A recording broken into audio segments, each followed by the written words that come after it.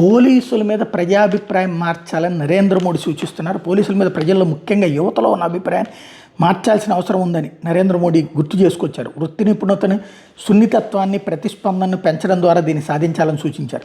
వికసిత భారత్ భద్రతా కోణాల అనే అంశం మీద రాయ్పూర్లో ముగిసిన అఖిల భారత డీజీపీలు, ఐజీపీల 3 రోజుల సదస్సులో ప్రసంగించారు.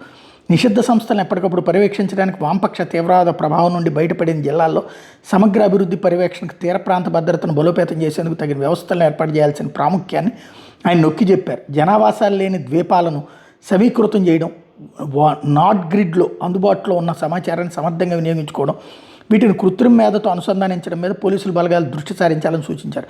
అర్బన్ పోలీస్ వ్యవస్థ బలపడాలి, పర్యాటక ప్రాంతాల్లో పోలీస్ వ్యవస్థను బలోపేతం చేయాలి, నూతన చట్టాల మీద ప్రజల్లో అవగాహన పెంచాలి, పోలీస్ విచారణలో ఫోరెన్సిక్ని ఎలా వాడుకోవచ్చో అధ్యయనం చేసేలా విద్యాసంస్థలను ప్రోత్సహించాలి, మాదక ద్రవ్యాల బెడద మీద సమగ్ర దృక్పథంతో చర్యలు చేపట్టాలి, ప్రకృతి వైపరీత్యాలు సంభవించినప్పుడు నష్టాన్ని పరిమితం చేయగలగాలంటూ మోడీ చెప్పుకొచ్చారు.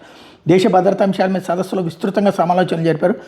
ఉగ్రవాదం, విప్లవవాదాలను ఎదుర్కోవడం, మహిళా భద్రతను పెంచడం, పలాయనంలో ఉన్న నేరగాళ్లను భారత్కి రప్పించడం, ఫోరెన్సిక్ సామర్థ్యాల పెరుగు వంటి అంశాల్లో మార్గదర్శి రూపకల్పన మీద సమగ్రంగా చర్చించారు. నిఘా విభాగంలో విశిష్ట సేవలు అందించిన వాళ్ళకి రాష్ట్రపతి పథకాలను కూడా ప్రధాని అందించారు.